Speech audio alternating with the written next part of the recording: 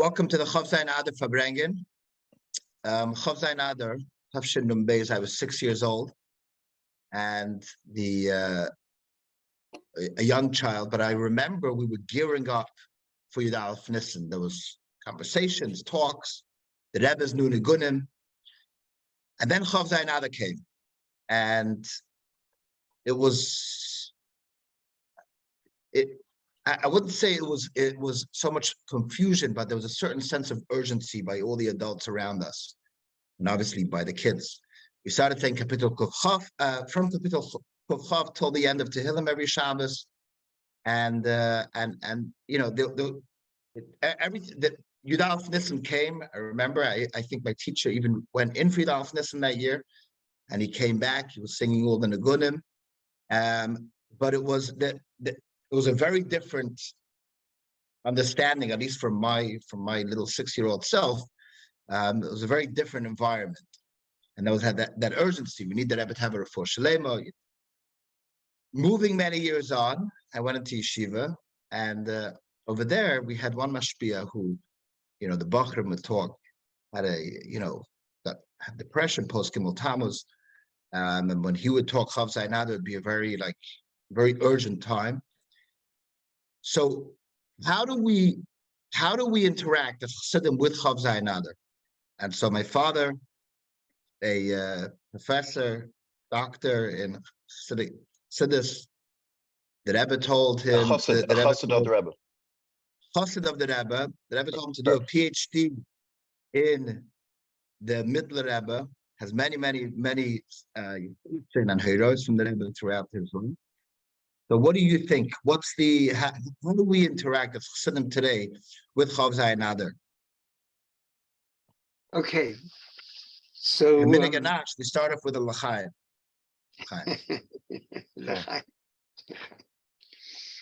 So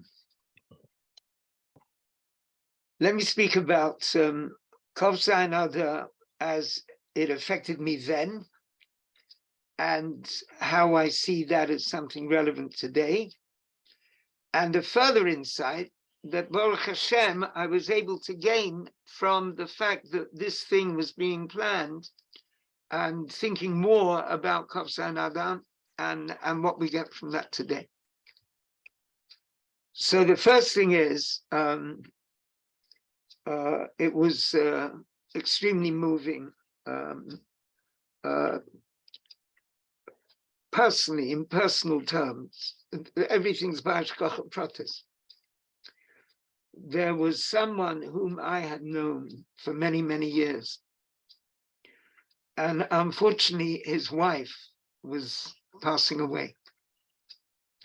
And on a Monday, it was a Monday afternoon, I'd been lecturing in University College, and there was a hospital, University College Hospital, right across the road from the college. And I went to visit his wife, who was in hospital there. And I didn't realize she was passing away. She was just very ill. But while I was there, I think her husband came with their children.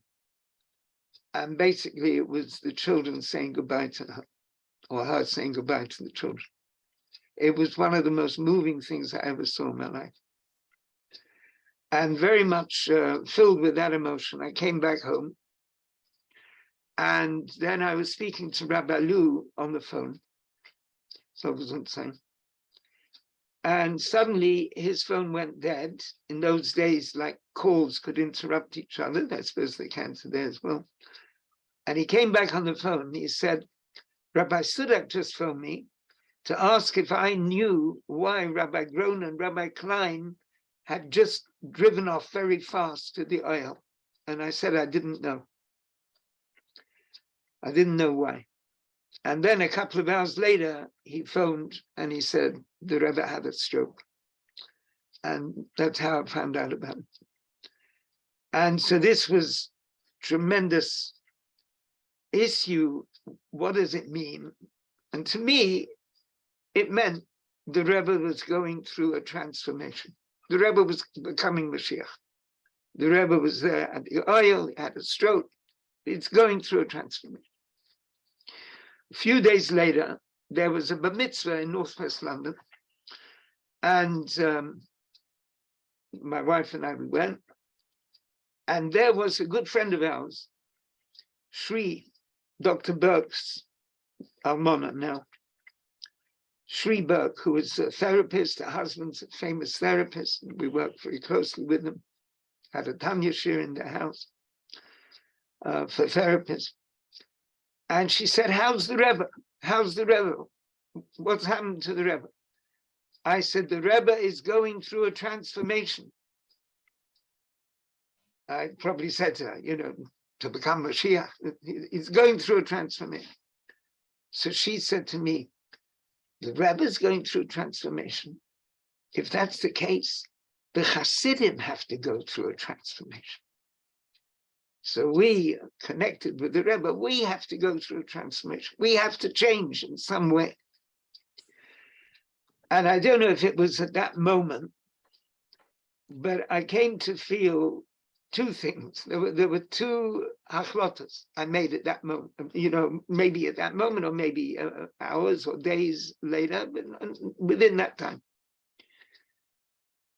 There were certain people, I would have continuous arguments with them in my head. I decided I'm not going to have any more arguments in my head with these people. They have their view, I have my view. I'm not going to argue with them. And secondly, I decided that avodas hatfilah was a very, very important thing. Because avodas hatfilah is the moment where one sees beyond the limitations of this world, and one is able to see, as it were, with one's mind's eye, the ruchnius, which is the real reality of existence, and have a real kesher with the Eibishter.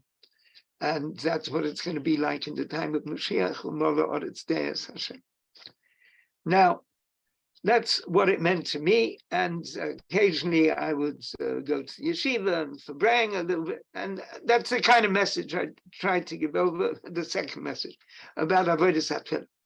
And I hope Bochum in Yeshiva don't have arguments going on with, I don't know, the Rosh Yeshiva.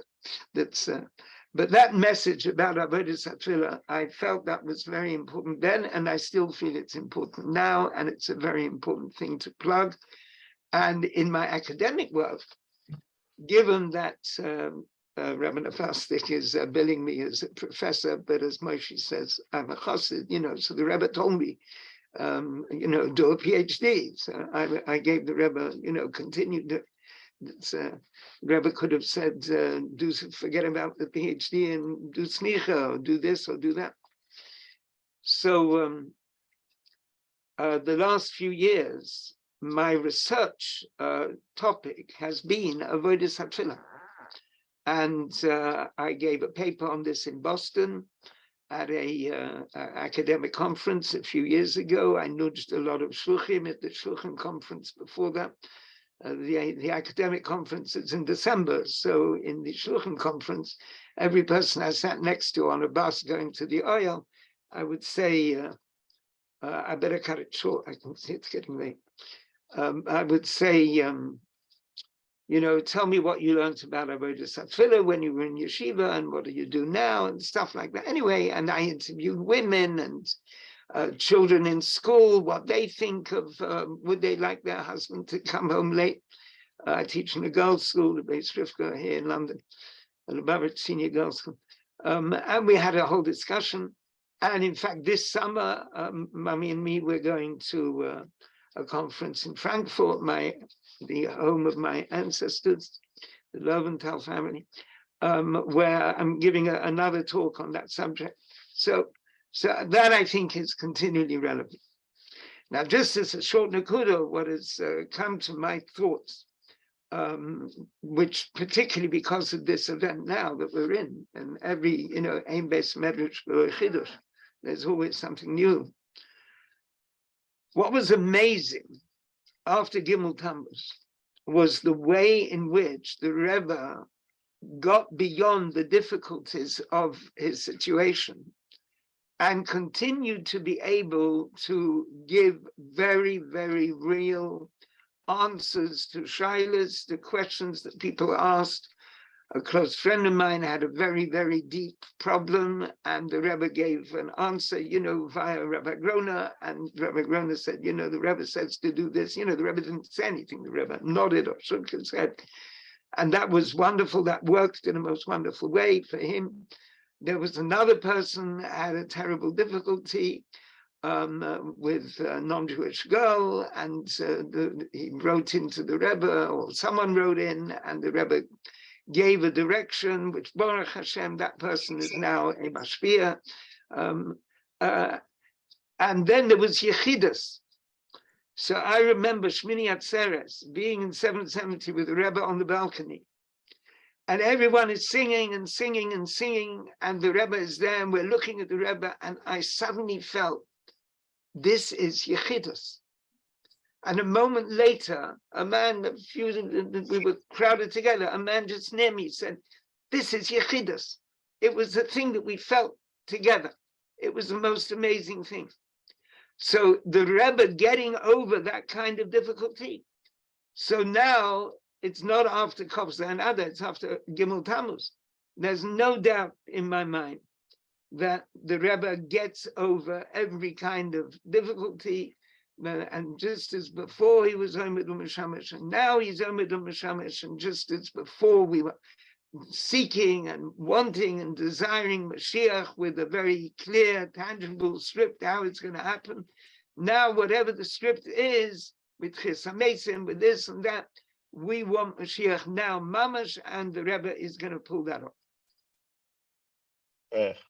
Amen. Chaim. So, going back into the events that happened around then, Yitzi, you were a bacher in 770, I believe. Mamash Chof Zayin Adar. And in Altair, sorry. Tell us. He spent a lot of time in 770 when he should have been in Altair, I believe. Actually, not. But yes, I wouldn't even go to the Rebbe's Meir without permission. The only time I would left Altair without permission was on Chof Zayin Adar, when I heard something happen to the Rebbe. Chof Zayin Adar, obviously, I was right there. So perhaps I have difficulty in being able to see it from the more mystical perspective that others, like my dear father, might see it. But I will say that, first of all, let's just understand there are two dates of Chof Zayin Adar. The Rebbe had his first stroke and his second stroke on Chof Zayin Adar. In addition, Chof Zayin Adar is 11 months after Chof Ches Nissen. In addition, during those 11 months, in addition to the tremendous koch about Mashiach, there was also the Rebbe giving out, I don't know if it was 5 or 8 kuntreisim. There was a tremendous amount of sichas. It was so much so that there was sichas every night without necessarily a hira l'poil. And I will tell you that as a bacher, on the one hand, this was tremendously exciting. But on the other hand, there was a certain trepidation. There was the Sikha of Gimel Shvat, where the Rebbe spoke about the Nasi Adar not being able to speak. Because of it, actually, myself and a number of other Bachrim, we made a mitzvah Psuras Tovos, which wrote in letters to the Rebbe, and the Rebbe responded very, very special answers to. So in that sense, it's not as if, Chof Zayin Adar happened, in a sense, just on its own. It seemed as if, from the Rebbe's perspective, in some way, there was a recognition that this sort of thing was happening. We heard the Rebbe say a number of times, should be neshama b'guf, b'li hefsek bein tayim. So with that said, the way I look at Chof Zayin Adar is very much as a year from Chof Ches Nissen to Chof Zayin Adar. And Chof Ches Nissen is, of course, when the Rebbe spoke the Sikha of Tutal Tzvos Cant. And I had this conversation, I've had this conversation with many people, and I said the Rebbe spoke for a year about Mashiach. What was the theme of that talk? And, some will say, publicize that Mashiach is coming, but that's not true. It's true that the Rebbe says you should publicize Mashiach is coming, but that is in one sikh. In fact, there's a booklet printed called Psuras HaGeula, and it's made large type. It's a very thin book. Look at the Sichas Kodesh of that year is much larger, and the vast amount of it is about Mashiach. What is the Rebbe demanding? And it's very interesting. We tend to call it Mivtza Mashiach. We like to simplify it, but it's much more complex than that. It's not walk over to a person, wrap him in a Mashiach booklet or something like that. It's more complex than that. And I think it's summed up very much in the Rebbe saying, Effen uf de Augen, open our eyes. And the Rebbe saying, open your eyes is in a sense saying, and this I've heard from my dear father, the Rebbe wants us to look at the world in a different way, a paradigm shift. And essentially, that's what Mashiach is. I remember right at the beginning of Chof Nissen, a few weeks after the Rebbe said this famous thing about, I mean, it's from other places, but the Rebbe said it, we heard it from the Rebbe. Geula is Geula with an Aleph. Bring that or into Geula and you have Geula. And the Rebbe is saying, and yeah, Geula, yeah, that. And the Rebbe is saying in a sense that it's our perspective. So my father expressed it very nicely that he stopped arguing with people in his head. I think other people need to express that he should stop arguing with people in actual fact. But the idea being is that we should look at things, we should look at the world the way the Rebbe does. The Rebbe looked at the world of Mashiach. We have that obligation to look at the world from the same perspective as the Rebbe. Now, obviously, 2 weeks before Chof Zayin Adar, there was, of course, the Rebbe distributed this beautiful mimer of Va'ata Tetzava. And in the mimer, I have to be honest, I remember when that mimer was distributed. First of all, the Rebbe gave it out to everybody. I remember a friend of mine saying, such a mimer, medaf tanzen in the gassen. We should dance in the street, such a mimer. There was one mimer similar, which was a few years before, on by Yud Aleph Nissen, Tov Shem Tes, also a very special mimer. But this mimer, and in this mimer, there's a number of points. One of them the Rebbe is saying about Nasi Hadar, but there's another element where the Rebbe speaks about Kosis Lamar, which means that ideally one should find it within oneself, even in good times, to be able to have that Kosis. Unfortunately, those, you could say, good times, which they were beautiful times, the Rebbe coming down to Farbrengen, that lasted only for 2 weeks after that mimer. And afterwards, unfortunately, we had the real Kosis. Which is Chof Zayin Adar. We'll conclude with a beautiful story that I heard recently about Rabbi Hirschsprung went to Russia, and what a Bacher Buket said to him, a Rabbi Buket said to him, "You're going to Russia, take a mimer of the Rebbe." He takes a mimer of the Rebbe, and he was there as an official guest. Rabbi Hirschsprung was a prominent rabbi. He was there an official guest of the Russian government. So he comes to the Marina Russia Shul, and everyone's suspicious of him. And they come over to him and they begin to talk to him gently. And he says, "Ich bin a Chassid. What are you?" So they say, "You're a Chassid. You have a mimer." He says, "I have a mimer." He takes out the mimer, and there are 10 people standing around. And they grab the mimer that the Rebbe had recently said, and they begin to tear the mimer into 10 different pieces, because everyone wants a piece of it. And they take the mimer. So he comes back to the Rebbe and he describes this scene. And he says to the Rebbe, "I now have a new understanding of the saying, Ba'asara mamoris nivra ha'olam, v'haloi b'maimer echad yachal lehiboris." They took the Maimer Echad, they turned it into Asara Mamoris. But the idea, and the Rebbe, when listening to this, was crying, hearing the way the Chassidim acted with the Rebbe's Maimer. But in that sense, the Maimer of Va'ata Tetzava, to me very much, that is, in a sense, the Rebbe gave it to us, right? The fact that the Rebbe gave it to us, it's a very powerful thing. And in that sense, Kosis Lamor, that the Kosis, the struggle, the challenge, the difficulty, Lamor should bring to light, should bring to Simcha, should bring to the Or of Geula. Can you elaborate what it was like as a Bacher then? Just the experience, well, Okay, so you said about leaving Yeshivah. So obviously when we heard what happened, and that's correct, like my father said, we heard that Rabbi Grona and Rabbi Klein had run off to the oil. Can I say something not very nice? But as I saw the ambulance come back to 770, I saw Rabbi Grona and Rabbi Klein talking very much to each other. And I realized at that time they were in a bit of a conflict with each other. I realized, boy, man, this is trouble if they're talking to each other. Unfortunately, that was a real thing that happened. And then obviously the Rebbe came in. I saw the Rebbe coming in. It was a very painful sight. And then we just stayed in 770 saying Tehillim, walking around saying Tehillim. I remember I went to the oil the next morning. I remember coming to the oil at 5, 6 o'clock in the morning. The candle that the Rebbe had lit was still sitting there. The friend of mine that came with me a few minutes later, when we left the aisle, he went back in, and I think he might know. He told me later on. He took it a while later. He took that candle and he has it in his house. The yard tent that the Rebbe had lit. And then we just stayed in 770 St. Tillam, and then because of the Sikha of Gimel Tammuz, of Gimel Shvat, where the Rebbe spoke about learning Likutei Sichos, so we said we're just going to sit and we're going to learn Likutei Sichos. And after a week, we had a meeting with the Rosh Yeshiva. The Rosh Yeshiva said, I want to have a meeting with you guys. There was about 50 guys. So what happened is the Zal was 200 people, and about 100 of them were draying zich around 70, but the other 100 were not. So they came to us and they said, listen, Habibi, it's very nice that you're sitting in 70, but there's another 100 Bachrim that are not sitting and learning. So we said, you know what, we'll go back to the Yeshiva and we will sit and learn Likutei Sichos. And that worked for about 20 minutes until Yisrael Friedman said to us, du meinst, as the Eibishter is zu kratzt von dein zu Kratzkeit. You think because you're acting with an attitude, Hashem, it makes a difference. Anyway, so we sat, we realized, remember that the Rebbe had spoken of Eid HaPnimis, Father speaks about Eid Tefillah, but we realized we have to, so in a sense, after a week or so, we went back to Yeshiva. Again, there was a tremendous, concern and confusion. There was Yudalef Nissen, which I'll tell you that it happened. Chof Zayin Adar happened on a Monday night.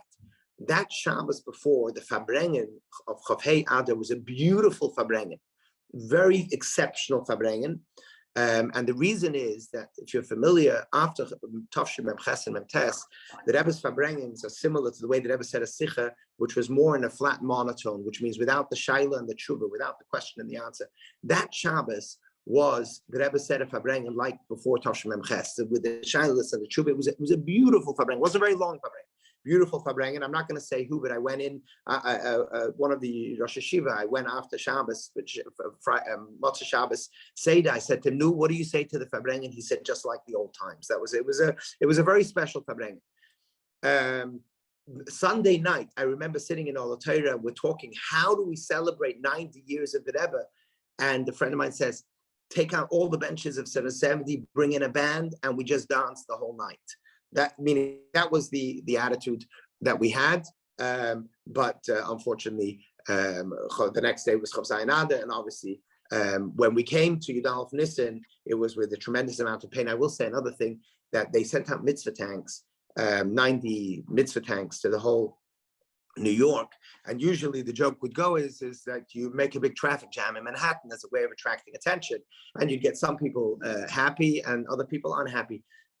That Yudalef Nissen, there was a tremendous outpouring of emotion from Goyim coming over and saying, "How's the Rebbe doing?" There was a lot of, you could really feel it in the streets of New York, that there was a tremendous amount of positive feelings towards the Rebbe.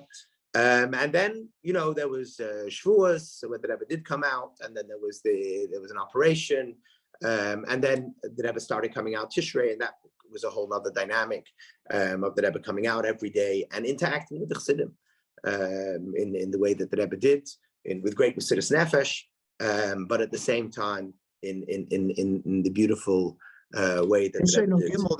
There was no balcony, right? Yeah. At the very beginning, the Rebbe came out on Rosh Hashanah, and then again on Yom Kippur, and then on Sukkot. And Sukkot, the Rebbe came downstairs. The Rebbe wanted to be downstairs. There was a Farbrengen downstairs, so to speak. And I have to be honest, I thought Mashiach had come at that point. That's what, why the Benji Stock comes to the window and says, Farbrengen in 5 minutes. And the guy next to me says, color war.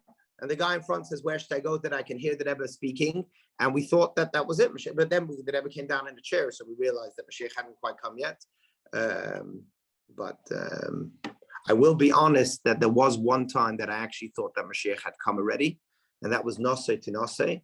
And that was, I was Makil Kehillas, I was in 770 earlier, I came back, and the Rebbe was sitting at the front, Farbrengen in this most beautiful fashion. And I actually thought that Mashiach had already come, and I missed the Hisgalos part, but now this was the post-Hisgalos Farbrengen. It took me a few minutes to realize that Mashiach hadn't come yet, but that was a moment that I thought that it had happened. So I say that to illustrate that the approach, at least that Bachrim, maybe Jungelite also, maybe the thing was that Taka Mashiach was coming any moment. from the way the Rebbe spoke and us listening to the Rebbe, we were talking, I think, that Mashiach is coming any moment. And that was a very real thing during that time. L'chaim. Fine. Moshe was a bacher in Mesrifta, in Mechina, London. I think the oldest class. And he was woken up by my father. Told him the Chof Zayin Adar happened. His reaction, and you should come say Tehillim.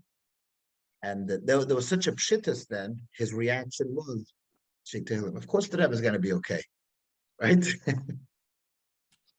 Moshe, what's your l'chaim? L'chaim l'vracha.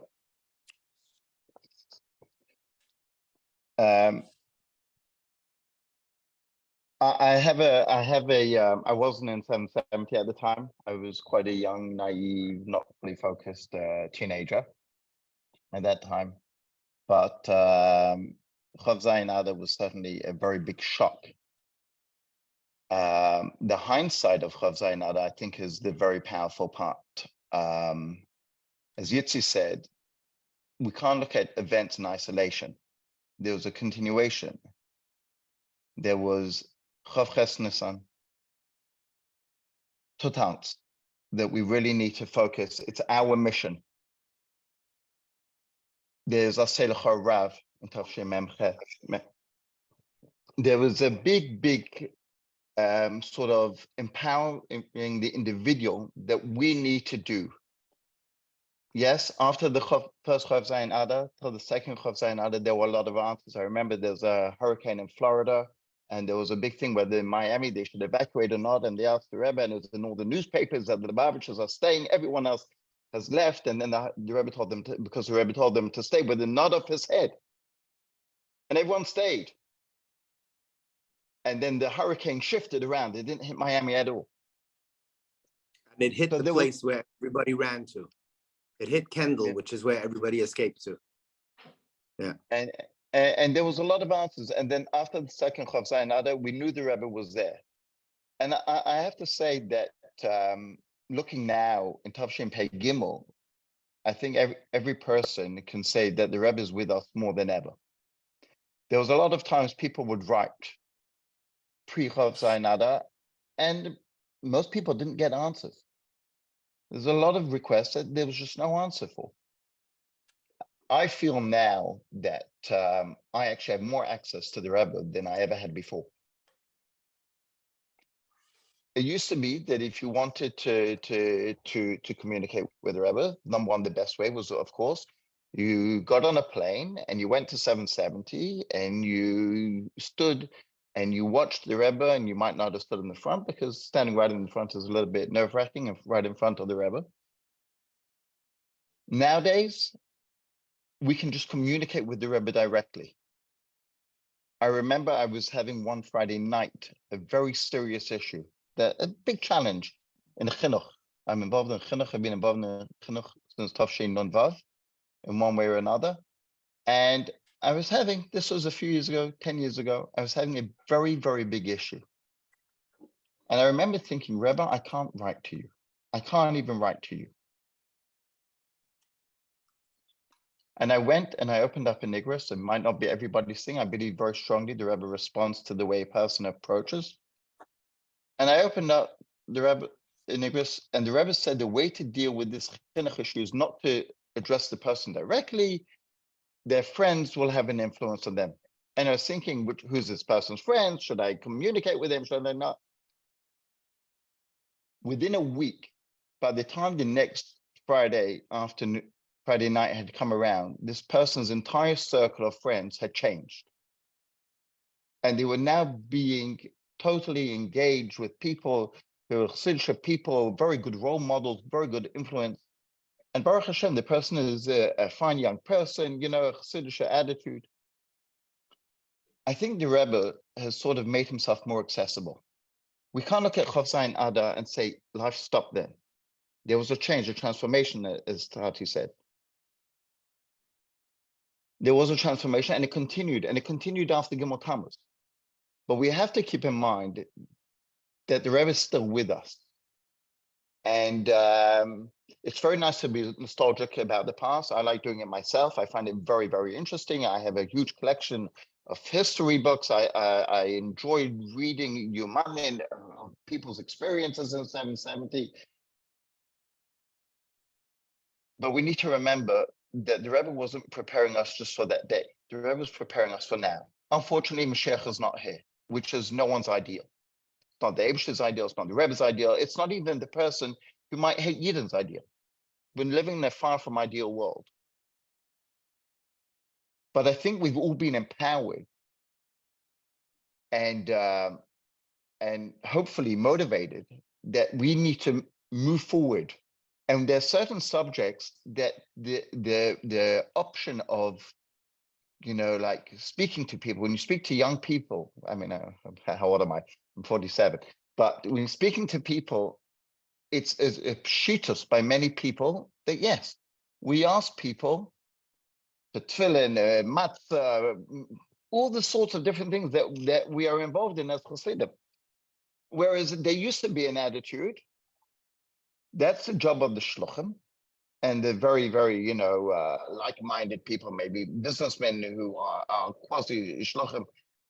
But for most people to go to work, it's not quite so strong. But you speak to the people nowadays, everything is, the Rebbe empowered every single person.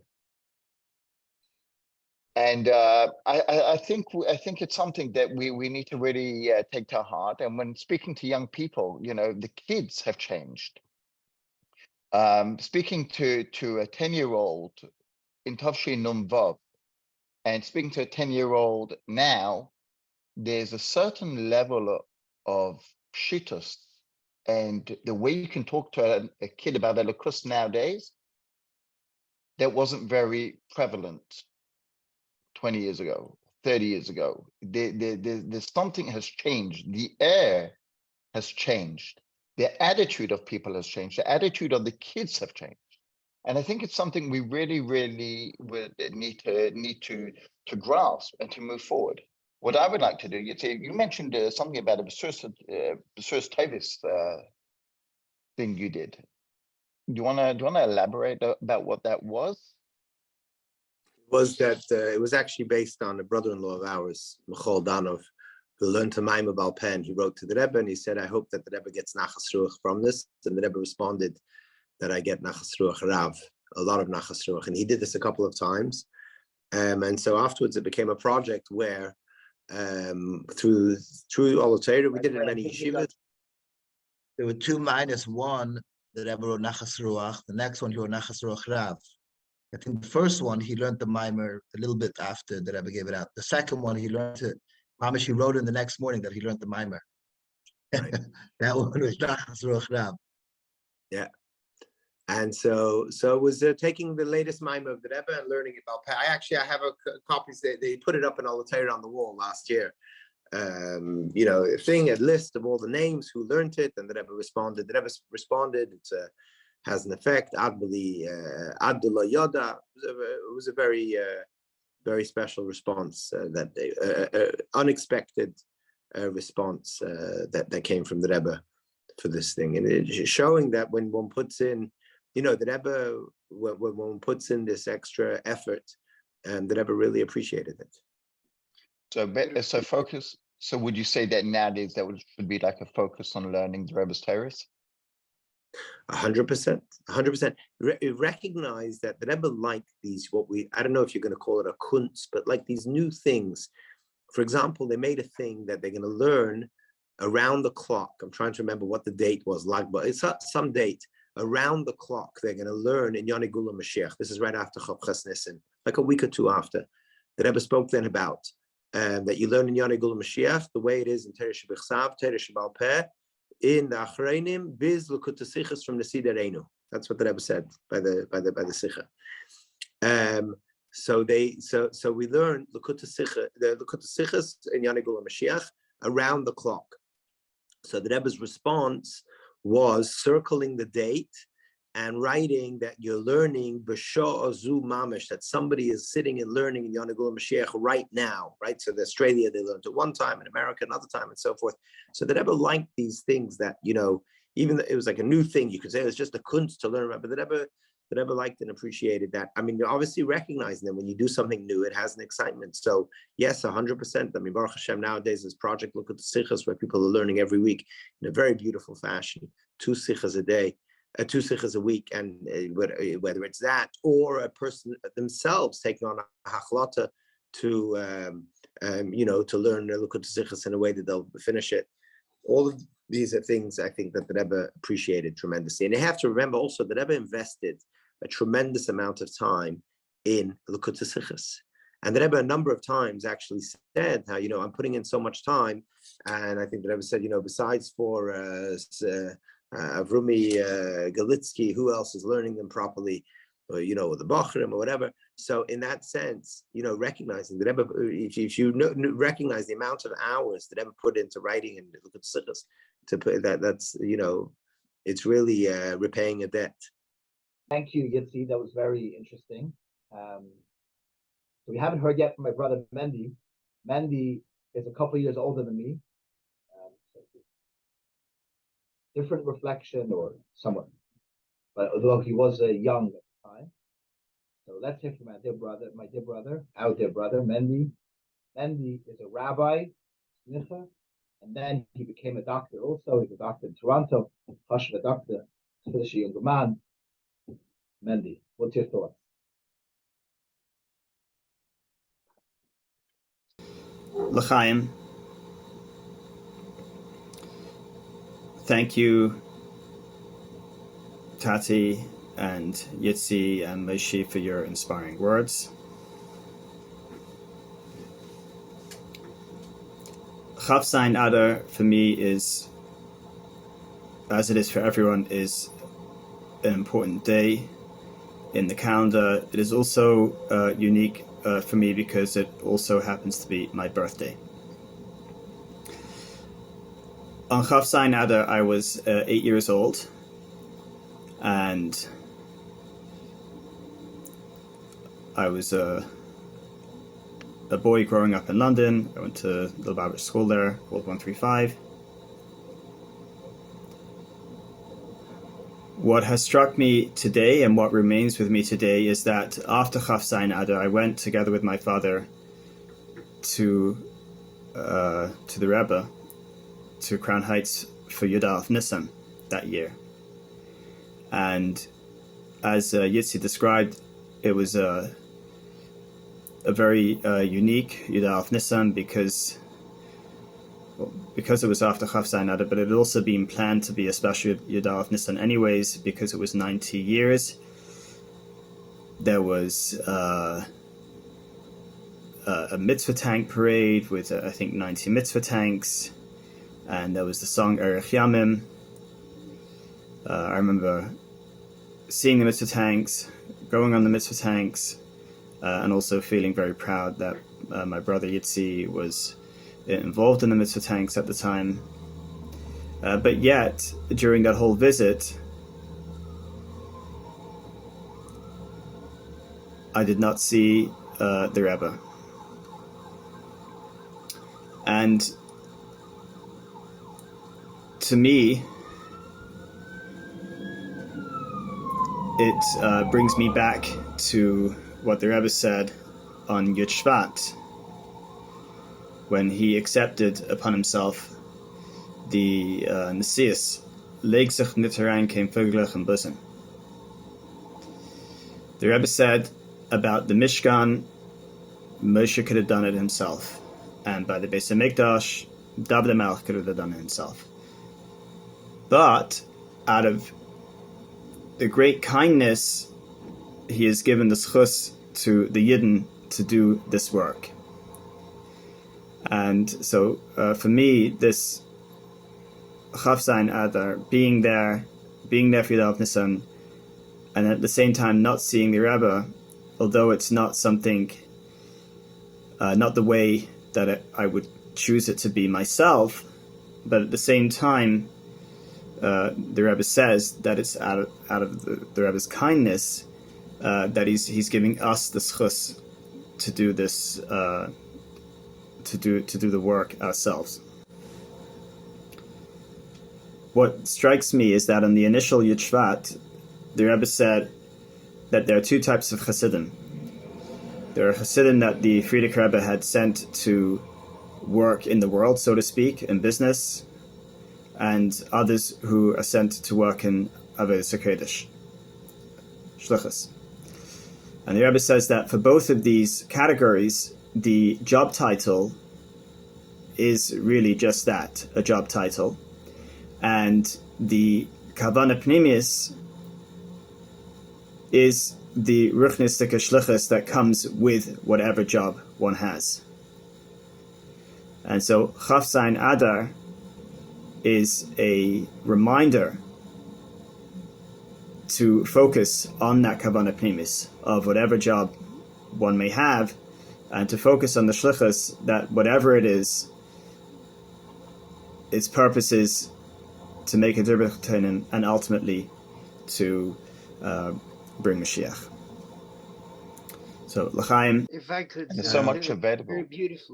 Very beautiful what everyone's saying. I'd just like to add what I think is Ikka Inyan that's Rabbi Luan himself kocht in, or still kochen, and it's you see what you're saying about learning the Rebbe's Torahs, which was a recent Hayom Yom, that one has to, seeing the Rebbe is not enough. There has to be learning of his Torahs. And that was there, before Gimel Tammuz, after Gimel Tammuz. Now learning the Rebbe's Torahs, that's an incredible thing. That's where the Rebbe is giving himself to you. And when Rabbi Napastik was setting this up, and he said, the thing is, there's no new Sikha now. And actually, I have a question on that. When you learn a Sikha, if there's a way of learning, that is a new Sikha, that is coming directly from Maima, that is coming directly from the Rebbe.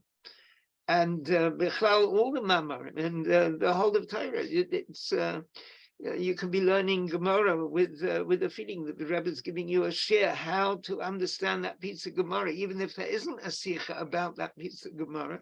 You can look through the index, the Maftachos, to the Gemara, many pages of the Gemara. There is, in fact, a common discussion, a whole Sikha about that Nakud. And even if not, the Rebbe gives us a gun. The Rebbe gives us a gun that when we look at a page of Gemara, we see it in a different way. It's colored by the Rebbe's perspective, and in that way, you see, there's looking, which is inspiring, incredibly inspiring. I remember standing. It was maybe Simchas Torah. It was Sukkos. I was standing next to Rabbi. So that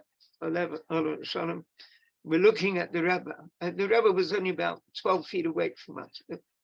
And Rabbi Sedek said to me, look at that.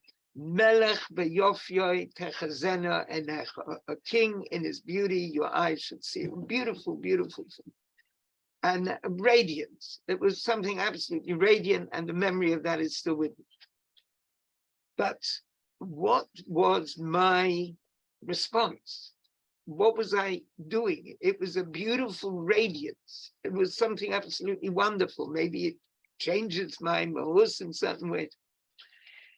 But then there was a vort in Hayom Yom. It's Hayom Yom for Koftes Menachemov, which I very much kochen. And this Hayom Yom was said on Simchas Torah. Now we have Hayom Yom, which has got like the at the bottom it tells you which when it was said and what situation, where you can find it in the Sefer Sichos of the Frierdiker Rebbe. This was said on Simchas Torah in Tov Reish Tzadik Zayin, which means 1936 Simchas Torah. And there you can imagine the situation. A whole crowd of Chassidim have been with the Frierdiker Rebbe in the most inspiring way. And now it's Simchas Torah, it's the end. You've had, from Rosh Hashanah through Yom Kippur, Sukkot, Simchas Torah, incredible. And now it's going to be the Yaakov Holach Ladaka. It's going to be the regular world. And so what does he say in this Sikha? As Dav Zayin Avodah B'Koyach Atzmai. There has to be avodah with your own strength. Hecha is as menem faran hanton mefir. It's higher. Yes, it's true. It's higher. If someone takes you by the hand and leads you, yeah, it's higher. Higher is, but it's more precious. As it is B'Koyach Atzmai, that you're walking with your own effort. And it's as if the Rebbe was holding us all those years, holding our hand and leading us. And then the Rebbe says, okay, now you walk. And that is more precious for me and for the Eibishter. Levi, we want to hear from you. Come on, Levi. Epis. Levi was born after Gimel Tammuz. We want to hear from you. Yeah. So first of all, I think what Zadie was talking about, the concept of seeing. So there's a Sikha Parshas Re'eh, one of the years, which the Rebbe mentions, along those lines, that when you learn something from the Nasi Adar, it can't just be that it's printed in a kavitz and you learn the Kutta Sichas. The Rebbe says it needs to be in a way of Re'eh Amneichem Nesim Lifnei Chamayim, that you see the Baal Hashmua, standing opposite you. That it's not just something which is information which you're trying to grasp, but it's something a lot higher. Which I think, we see, especially, in this generation, that were born after Gimel Tammuz, after Chof Zayin Adar and after Gimel Tammuz, and even Bachrim who are born, a lot later, is the way that living with the Rebbe is a very real thing.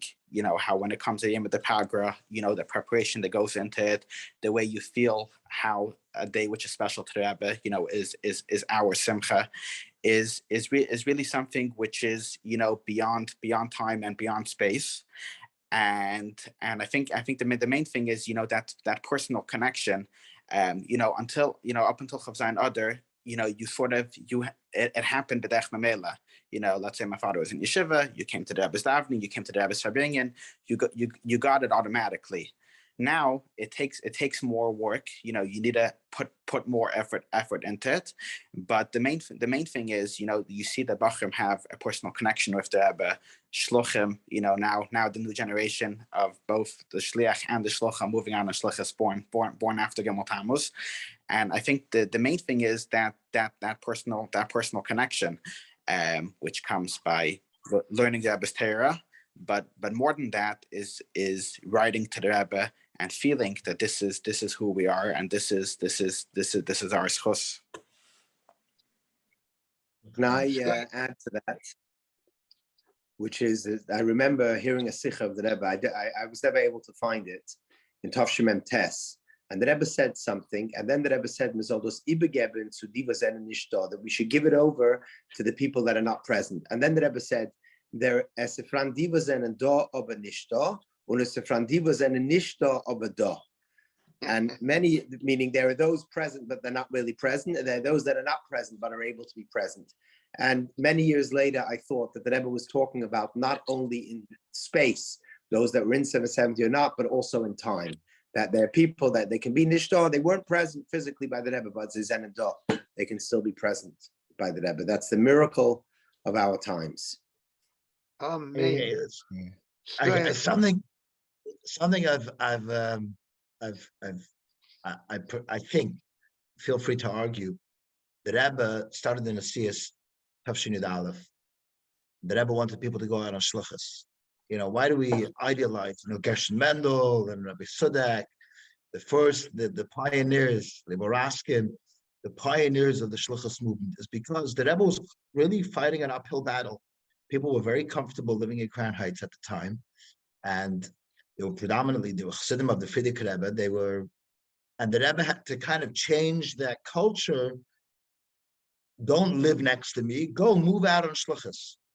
And from a certain perspective, the shluchas movement only started blowing up. Tafshin Mem, the late Mems. Why? Because that was the Rebbe's own chinuch. The own mechanachim. The Rebbe was mechanech those people. Similarly, obviously Moshe was saying, nowadays we have, I find a hard time. Nowadays we have an easier time connecting to the Rebbe. I personally have a hard time with that. But what is definitely true, the people that are born later, like they're fully mechunach by the Rebbe. It's like a full experience. They can come, they can learn all the Rebbe's Torah, and now they have a full-on. Shlomo Parsnik was telling me that his father would tell him that they never learned sichos from before. What about the sichos from the Rebbe said only Avraham Gerlitsky is learning the sichos. He's the only one not only learning the sichos of Farbrengen that the Rebbe was Farbrengen right there, but also he was learning other stuff, other sichos, other Farbrengens that the Rebbe had said. So there's that nekuda that, and this expresses itself every single Lubavitcher today. This ties into Vata Tetzava in the sense of nowadays, a mole used to be a businessman would go to a businessman, he would go to work, and over there he would chazm shnayis to Latayas Aver, right? He should nowadays. First of all, there's so I don't know if it's Roiv, I don't have the numbers, but there's so many guys going out on shlichus, not even going to work. Second of all, I live here in Crown Heights. Guys that are in business, they're months. When it's to help things, their mindset is we're here to serve the Rebbe's kavanah. Good friend, he's not a shlichus, but he bothers him so much. So he's making Farbrengens. He looks at what he's doing. He's helping kids. This is his shlichus. Like we're being trained by a Lubavitcher sits on a plane. And I'm not talking about he goes around putting on. He wants to do mitzvah and make a ruckus. Some people they don't always feel comfortable wrapping up tefillin on people walking around. Every single Lubavitcher sits on a plane and sits next to a yid, whether they like it or not, is going to inspire the person. He's going to automatically, why? You're Jewish? Okay. The full Farbrengen happens post that. And this is the person that doesn't want to try to do mitzvah. They have trained us so much that like everything we're doing, we're going to be, we're working for the Rebbe. We're all trying to collectively go ahead and do that. So if I had to this is one angle of Chof Zayin Adar. We should realize the Pasha have to learn the Rebbe's Torah, like a Yitzi reference before. I think it was a Gimel Shvat. The Rebbe spoke about the fact that Moshe Rabbeinu wasn't able to speak so well. He had Aaron, and the Rebbe referenced the Frierdiker Rebbe also. If I right, Yitzi, am I correct? That Sicha, the Rebbe referenced the Frierdiker Rebbe wasn't. Yeah, the Rebbe spoke about the doctor being surprised that the Frierdiker Rebbe couldn't speak. The professor. I must go because I'm giving a share now on Zoom to a little group of businessmen. So beautiful.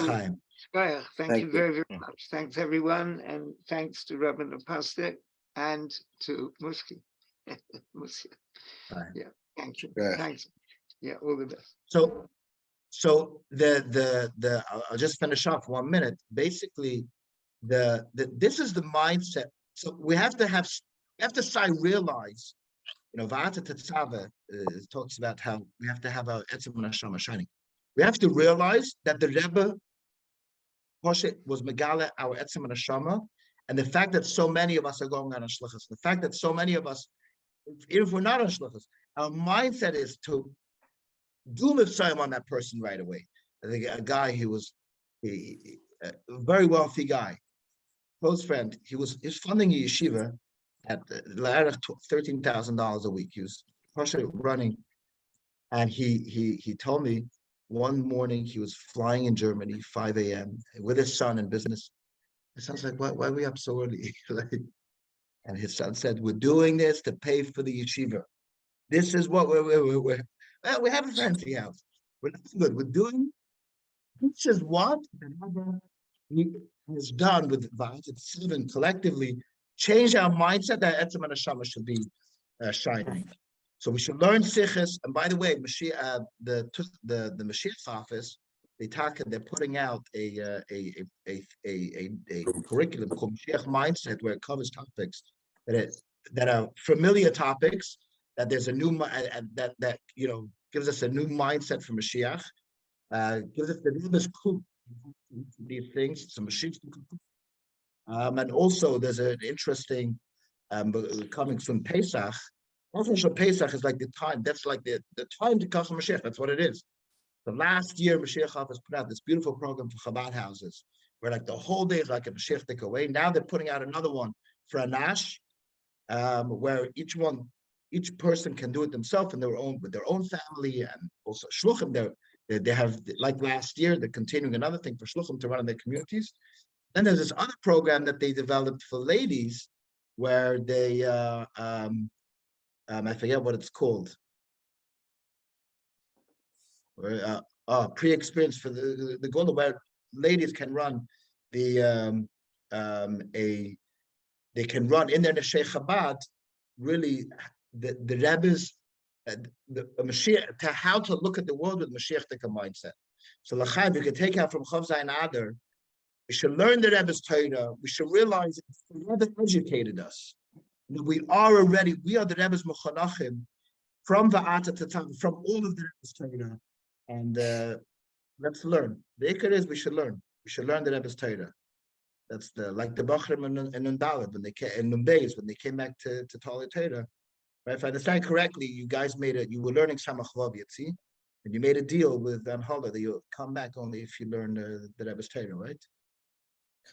No, but that in Chassidus we would learn that Rebbe's Torah was Kapashat, but it was also a Nigla. But it didn't work very long. It worked, as I said, it worked for about half an hour. Okay. Well, it's fine. Looking into the driving force behind this Mashiach office, Rabbi Moshe Kadlarski, Shtaber for Shalema, L'chaim, and L'chaim Yashakayach, Yashakayach, Rabbi Shlomi Naparstik, and the Mashiach office, totals.com, for all to help us bring Mashiach even more. L'chaim.